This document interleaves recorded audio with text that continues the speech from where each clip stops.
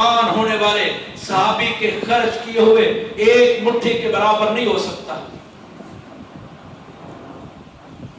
صحابہ اکرام کے اندر فرمایا کہ جو فتح مکہ کے بعد مسلمان ہوا صحابی رسول اگر وہ اللہ کی راہ میں اور پہاڑ کے برابر سونا بھی خرچ کرے تو اس کا خرچ کیا ہوا سونا فتح مکہ سے پہلے مسلمان ہونے والے صحابی کے ایک مد کا یا اس کے آدھے مد کا مقابلہ نہیں کر سکتا.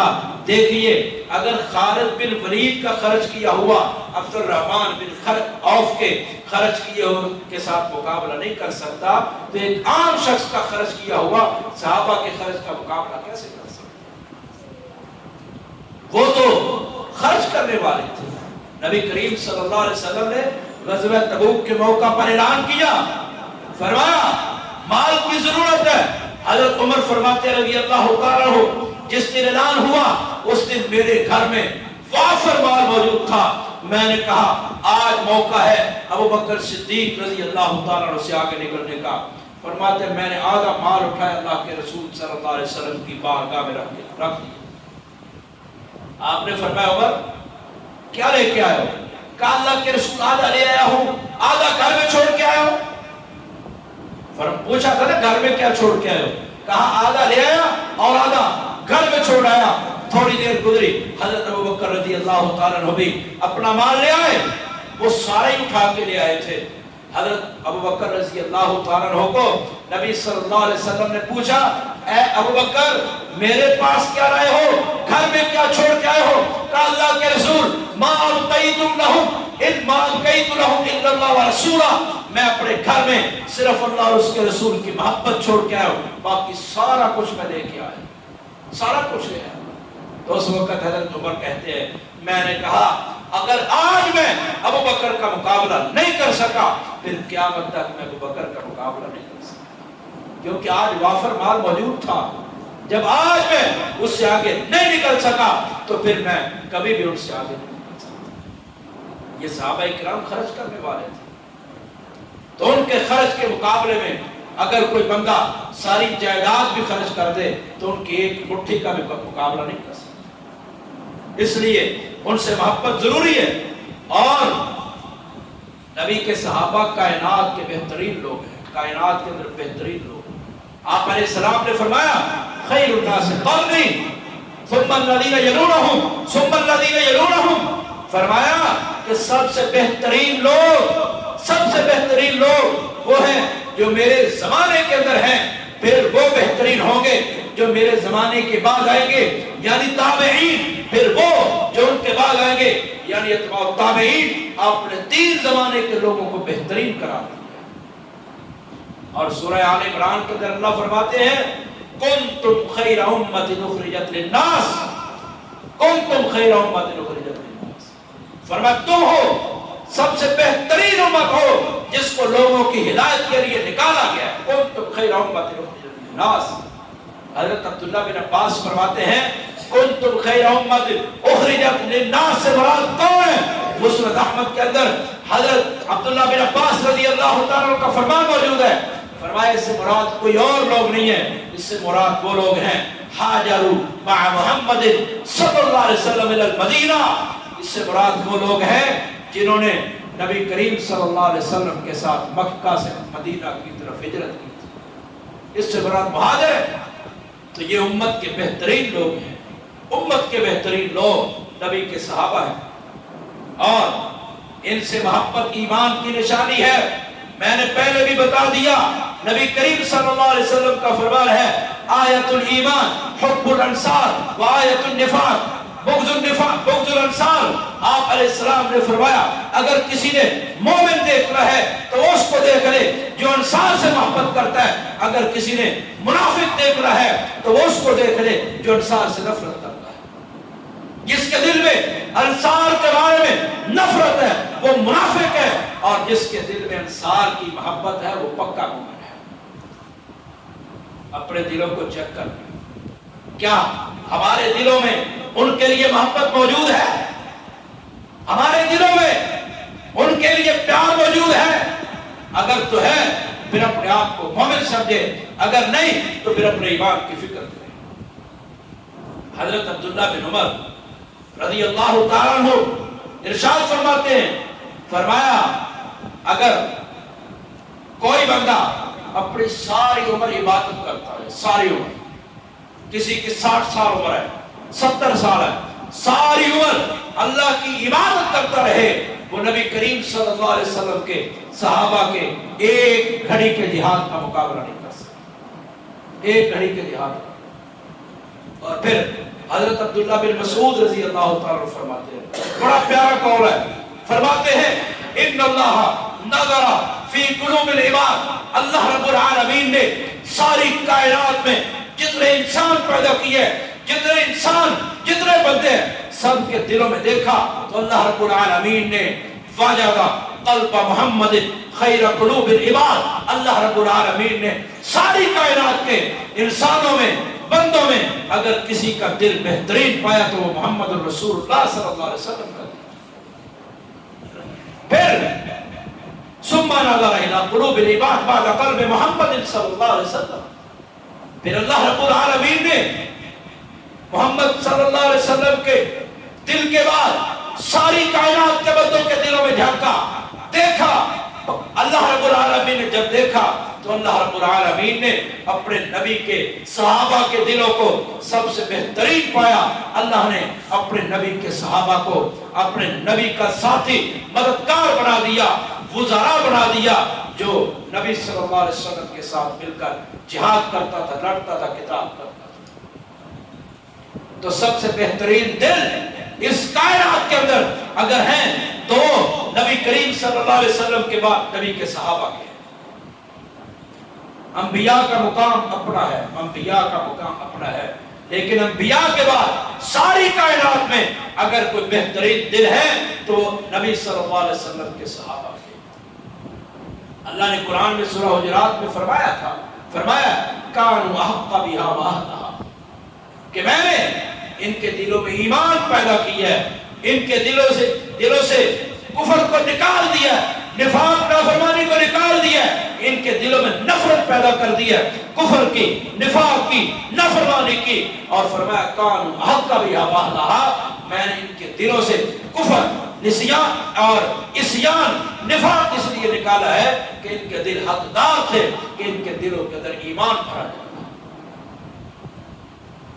اور جو نبی صلی اللہ علیہ وسلم کے صحابہ کو برا بھلا کہتے ہیں، ابو بکر، عمر، عثمان کو گالیاں دیتے، رافضی، نبی کریم صلی اللہ علیہ وسلم کے صحابہ کے دشمن جو نبی کریم صلی اللہ علیہ وسلم کو گالیاں دیتے ہیں، روایت موجود ہے، الامالی، امام ابن ابی یعلا الفراء کی کتاب الامالی ہے، اس کی روایت نمبر 7 ہے، مستدرک حاکم میں یہ روایت موجود ہے۔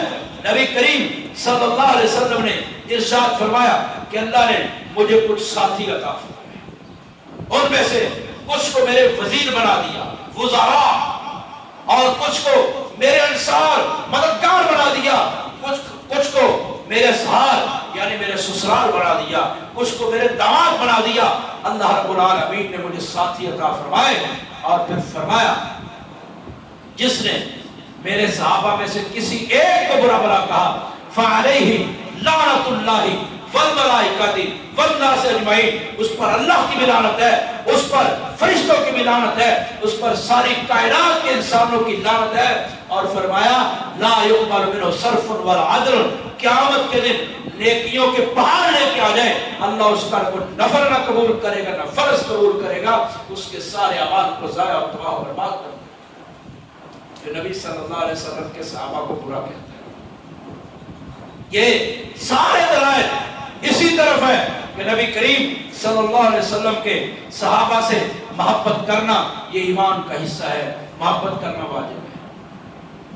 اور میرے محترم بزرگوں، دوستوں اور بھائیوں، نبی کریم صلی اللہ علیہ وسلم نے اپنے صحابہ اکرام کا خصوصی طور پر ذکر کر کے فرمایا اذا ذکر صحابی فامسکوا، جب میرے صحابہ کا ذکر آئے تو اپنی زبانوں کو روک لینا، جب میرے صحابہ کا ذکر آئے تو اپنی زبانوں پر تالے لگا لینا، ان کے بارے میں زبانیں تان نہ کھولنا۔ فرمایا میرے صحابہ کا ذکر آئے تو زبانوں کو روک لینا۔ اور پھر فرمایا ذکر النجوم فامسکوا، جب ستاروں کا ذکر ہے تو خاموش ہو جانا ہے، رک جانا ہے۔ ستاروں کے ذکر سے مراد یہ کہ اگر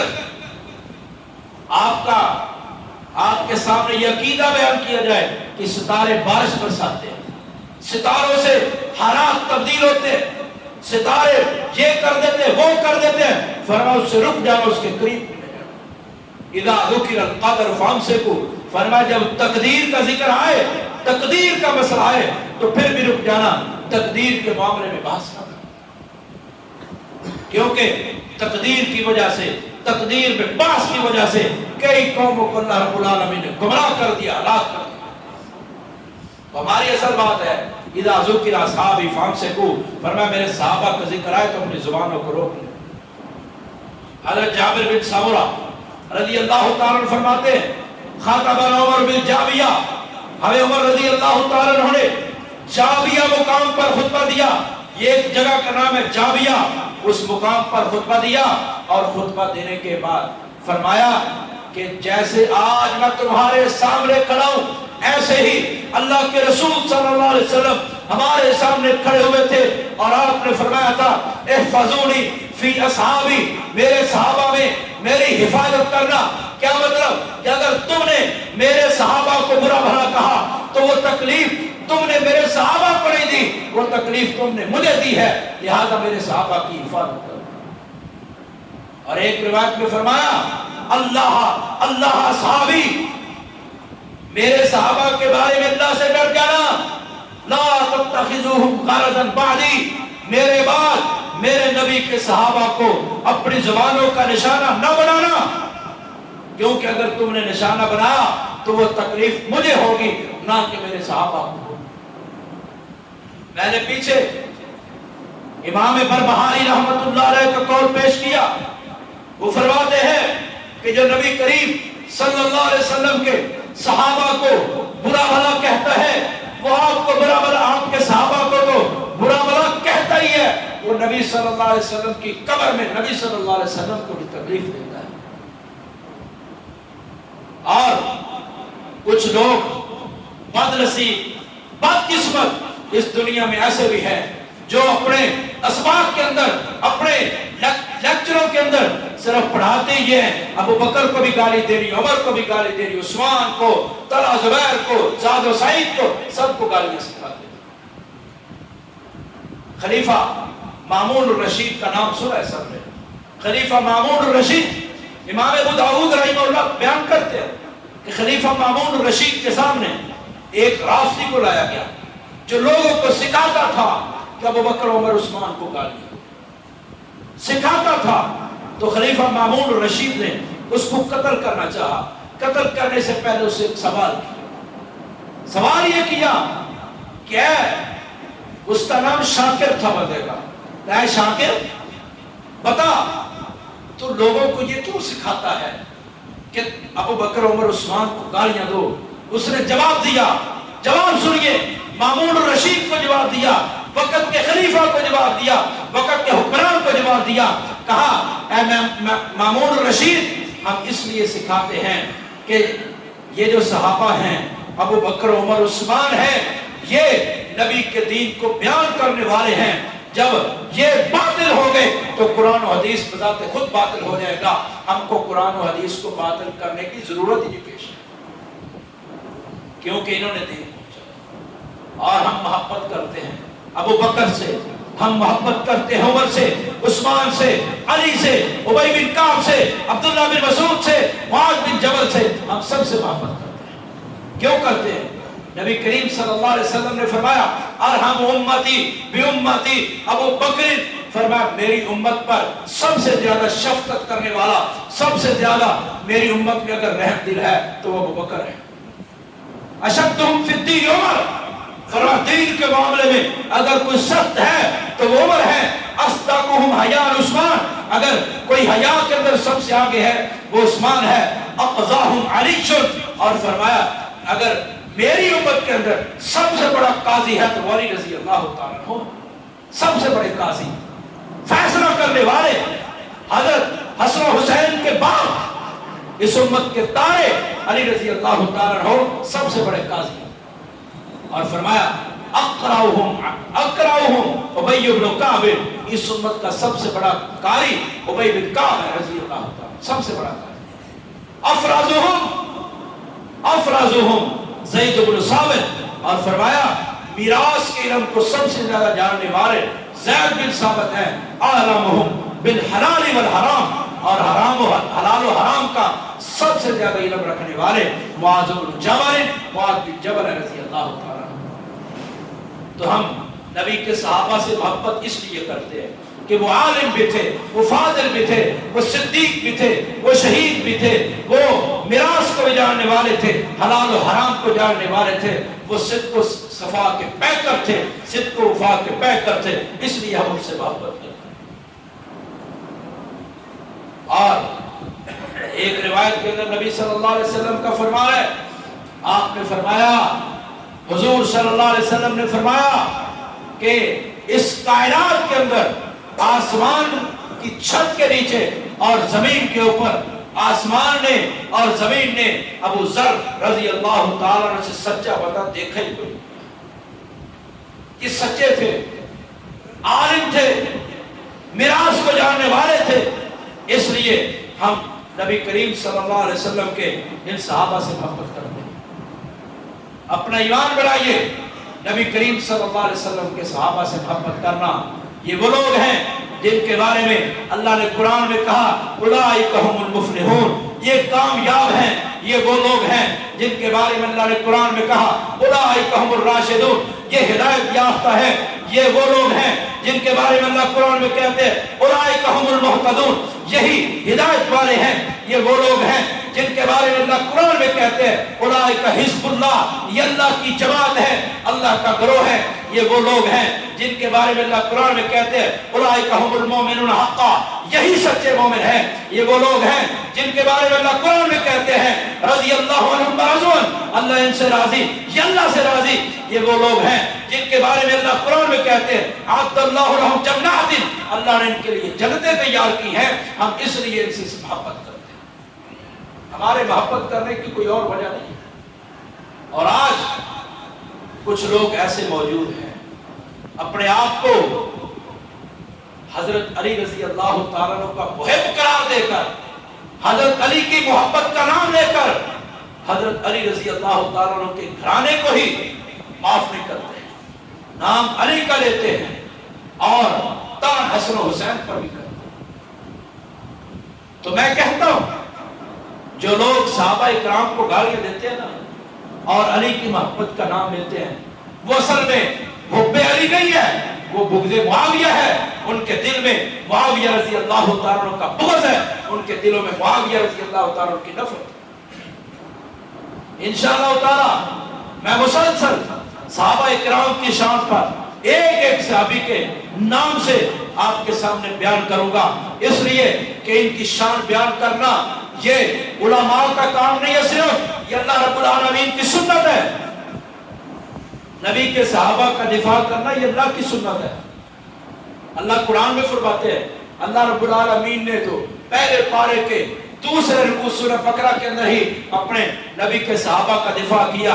اللہ فرماتے ہیں وَإِذَا قِيلَ لَهُمْ آمِنُوا كَمَا آمَنَ النَّاسُ، جب کافروں کو، منافقوں کو، مشرکوں کو کہا جاتا ہے کہ ایمان لاؤ جس طرح میرے نبی کے صحابہ ایمان لائے، تو لوگ کیا کہتے ہیں؟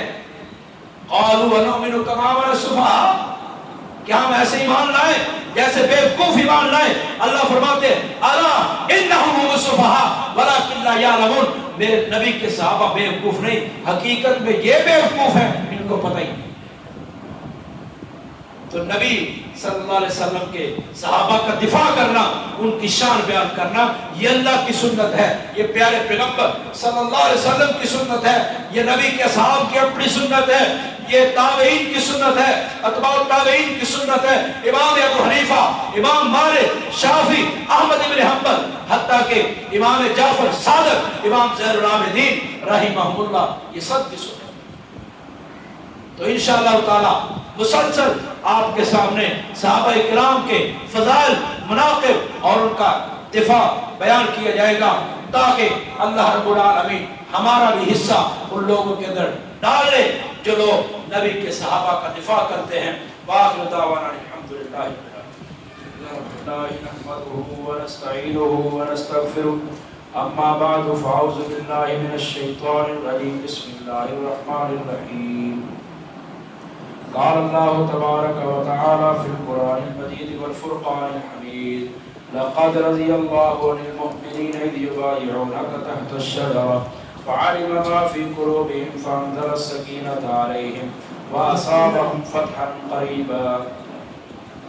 محترم بزرگوں، دوستوں اور بھائیوں، سننے والی معززات مکرمات اسلامی ماں بہنوں، ایک سوال آیا ہے کہ صلاۃ التسبیح کسے کہتے ہیں، اس کی فضیلت کیا ہے اور اس کا پڑھنے کا طریقہ کیا ہے. صلاۃ التسبیح ایک نفل نماز ہے. نبی کریم صلی اللہ علیہ وسلم نے اس کے بارے میں روایت سنن ابو داؤد کے اندر موجود ہے.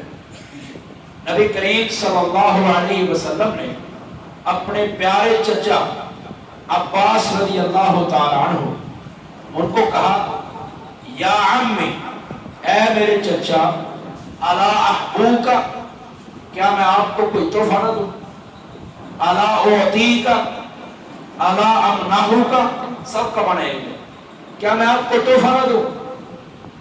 تو کون ہے جو نبی صلی اللہ علیہ وسلم کے تحفے کا انکار کرے؟ کہا اللہ کے رسول ضرور دیجیے. آپ علیہ السلام نے فرمایا کہ تو دن کے شروع میں 4 رکعتیں پڑھا کر اللہ کے لیے، خالص اللہ کے لیے، لوگوں کو دکھانے کے لیے. دن کے شروع میں 4 رکعتیں پڑھا کر اللہ رب العالمین اس سے تیرے صغیرہ کبیرہ، چھوٹے بڑے، ظاہری باطنی، جو چھپ کر کیے، لوگوں کے سامنے کیے، غلطی سے کیے، جان بوجھ کر کیے، اللہ رب العالمین تیرے سارے گناہوں کو معاف کر دے گا. کبیرہ گناہ اس کے لیے توبہ شرط ہے. تو یہ ایسے سمجھے کہ صلاۃ التسبیح ایک قسم کی توبہ ہے. تو فرمایا آپ علیہ السلام نے 4 رکعتیں پڑھ. اب ان کے پڑھنے کا طریقہ کیا بیان کیا؟ آپ نے فرمایا کہ جب تو نے نماز شروع کرنی، اللہ اکبر کہہ کر ہاتھ باندھنے، اس کے بعد ہاتھ باندھ کر تو نے 15 مرتبہ یہ پڑھنا ہے، سبحان اللہ والحمد للہ ولا الہ الا اللہ واللہ اکبر. یہ پڑھنا ہے 15 مرتبہ.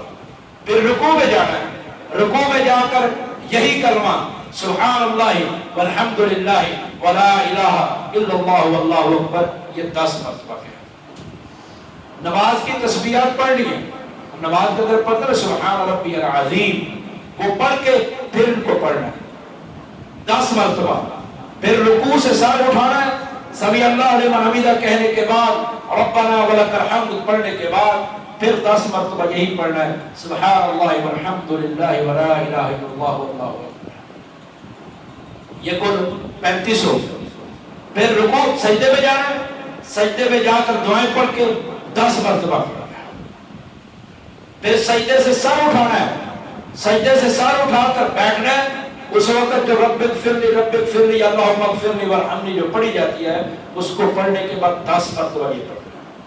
پھر دوسرا سجدہ کرنا ہے، اس میں بھی 10 مرتبہ. دوسرے سجدے سے جب سر اٹھانا ہے، کھڑے نہیں ہونا، سیدھے بیٹھ جانا ہے، بیٹھ کے 10 مرتبہ پڑھنا ہے سبحان اللہ والحمدللہ ولا الہ الا اللہ واللہ اکبر. تو یہ ایک رکعت میں کل بنتے 75 مرتبہ. 75 مرتبہ سبحان اللہ والحمدللہ ولا الہ الا اللہ واللہ اکبر.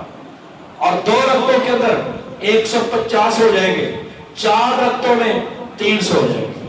تو 300 مرتبہ یہ پڑھ رہے ہیں. 4 رکعتیں پڑھنی ہے اور 2 تشہد کے ساتھ نہیں پڑھنی، یعنی 2 سلاموں کے ساتھ نہیں پڑھنی، ایک سلام کے ساتھ 4 رکعتیں پڑھنی ہے.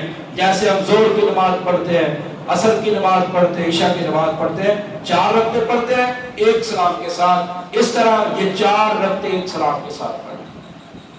اور ان کے پڑھنے کا جو افضل وقت ہے، بہترین وقت ہے، وہ ہے زوال سے پہلے، چاشت کے بعد اور زوال سے پہلے. اس کا افضل وقت ہے. باقی یہ دن رات میں کسی بھی وقت پڑھی جا سکتی ہے. آپ علیہ السلام نے فرمایا اگر تیرے اندر طاقت ہو کہ تو روزانہ پڑھے، روزانہ پڑھا کر۔ اگر تو روزانہ نہیں پڑھ سکتا تو پھر ہفتے میں 1 مرتبہ پڑھا کر۔ فرمایا اگر ہفتے میں بھی نہیں پڑھ سکتے 1 مرتبہ، پھر مہینے میں 1 مرتبہ۔ اگر مہینے میں بھی نہیں پڑھ سکتا سال میں 1 مرتبہ پڑھ لے، اور اگر 1 سال کے اندر بھی ٹائم نہیں لگا، اتنی مصروفیت ہو گئی، تو فرمایا زندگی میں 1 مرتبہ ضرور پڑھ لینا، زندگی میں 1 مرتبہ۔ یا علیہ الصلوۃ والسلام نے اپنے چچا کو تحفہ دیا، اس کو پڑھنے کا یہ طریقہ ہے۔ باقی اس کی جماعت جو ہے وہ نبی کریم صلی اللہ علیہ وسلم سے ثابت نہیں ہے، نہ ہی نبی صلی اللہ علیہ وسلم کے صحابہ سے ثابت ہے، نہ ہی ائمہ کرام سے ثابت ہے۔ یہ اس کی جماعت جو ہے میڈ ان بر صغیر، میڈ ان ہندوستان اور پاکستان ہے، اور یہ نبی صلی اللہ علیہ وسلم سے ثابت نہیں ہے۔ لہذا اس کی جماعت سے بچنا چاہیے، پرہیز کرنا چاہیے، کیونکہ من عامل عملا لیس علیہ امرنا فہو رد، فرمایا جس نے ایسا عمل کیا جس پر محمد صلی اللہ علیہ وسلم کی مہر نہیں ہے، وہ مردود ہے۔ اس عمل کا کیا فائدہ جس کا ہمیں فائدہ نہیں ہونا، جس کا ہمیں ثواب ہی نہیں ملنا، اجر ہی نہیں ملنا، اس تھکاوٹ کا کیا فائدہ۔ اللہ فرماتے ہیں قیامت کے دن کچھ لوگ آئیں گے، نیکیاں لے کے آئیں گے، لیکن وجوہ یومئذ خاشعہ عاملۃ ناصبہ، تھکے ہوئے چہروں والے، عبادتیں کر کر کے تھکے ہوں گے، تصلی نارا حامیہ، جہنم میں چلے جائیں گے۔ کیوں؟ انہوں نے عمل ہی وہ کیے ہوں گے جو نبی کریم صلی اللہ علیہ وسلم کے عمل کے خلاف ہوں گے۔ یہ ایک تفصیلی موضوع ہے کہ عمل وہ قبول ہے جو نبی صلی اللہ علیہ وسلم کی اطاعت میں ہے۔ اللہ رب العالمین ہمیں عمل کرنے کی توفیق عطا فرمائے۔ سبحان ربک رب العزت عما یصفون۔